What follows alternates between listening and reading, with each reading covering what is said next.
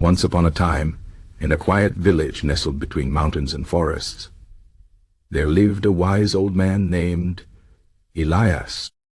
He was known far and wide for his calm spirit and deep wisdom. People from all over came to seek his advice, especially when life felt uncertain or painful. One day, a young man named Lucas arrived in the village. He was troubled, restless, and afraid of the changes happening in his life.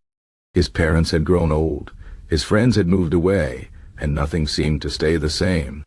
Lucas had heard of Elias and hoped the old man could teach him how to find peace in a world where everything fades. Lucas found Elias sitting under an ancient oak tree, watching the leaves drift to the ground. The young man approached nervously and asked, "How can I stop being afraid of losing things? How can I make peace with impermanence?" Elias smiled gently and motioned for Lucas to sit beside him. "Let me tell you a story," he said. "Long ago there was a king who ruled a prosperous kingdom. He had vast treasures, loyal subjects, and a loving family. But the king was deeply afraid of losing what he had. He ordered his builders to construct walls higher and stronger than any before. He stored mountains of gold in vaults beneath the palace. He commanded his physicians to find ways to keep him and his family young forever. The king believed that if he could control everything, he would never suffer loss. One day, a wandering sage visited the kingdom. The king, hoping to gain more wisdom to preserve his power, invited the sage to his court. The sage listened as the king boasted about his walls, his gold, and his quest for eternal life. When the king finished, the sage held out an empty wooden bowl. "This is the only thing I own," the sage said, "and yet I am at peace." The king laughed. "What use is an empty bowl? I have everything." The sage nodded. "Everything you have will someday turn to dust. The walls will crumble, the gold will scatter, and even your name will be forgotten. But this bowl reminds me of the truth. Nothing lasts, and that is why life is precious." The king grew angry and ordered the sage to leave. But that night, as he lay in his bed, the king could not sleep. The sage's words haunted him. Days passed, and the king found no joy in his riches. He realized that his fear of losing them had stolen his happiness. Eventually he left his palace in search of the sage. When he found him, the king asked, "How can I be free from this fear?" The sage replied by embracing impermanence, not fighting it. The river does not hold onto the water. It lets it flow. The tree does not cling to its leaves. It lets them fall.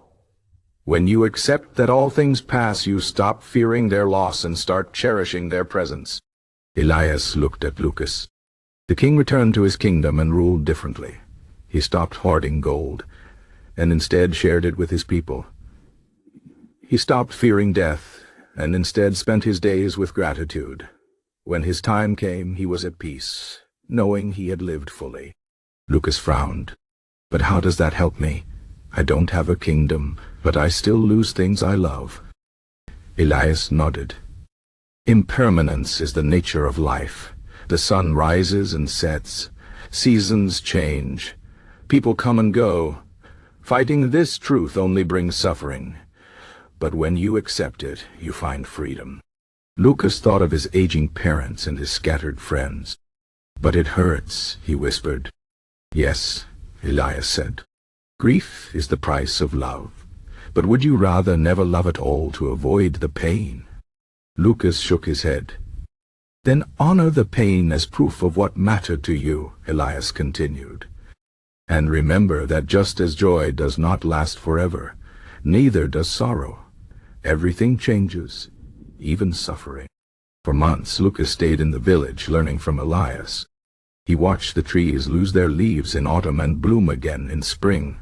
He saw villagers grieve losses and celebrate new beginnings. Slowly, he began to understand. He couldn't stop change, but he could change how he faced it. One evening, as the sun set behind the mountains, Lucas sat by the river with Elias. "I think I understand now," he said. "Impermanence isn't the enemy. It's what makes life beautiful. If things lasted forever, we wouldn't cherish them." Elias smiled. Now you see. The river flows, the leaves fall, and we must learn to let go, not with despair, but with gratitude for the moments we had. Years later, when Elias passed away, the villagers grieved. Lucas, now a wiser man, stood by the old oak tree where they had first spoken. He felt the loss deeply, but also a strange peace. Elias had taught him that endings are part of the journey. He planted a seed in the spot where Elias used to sit, knowing that one day it would grow into a tree, strong and enduring, yet always changing.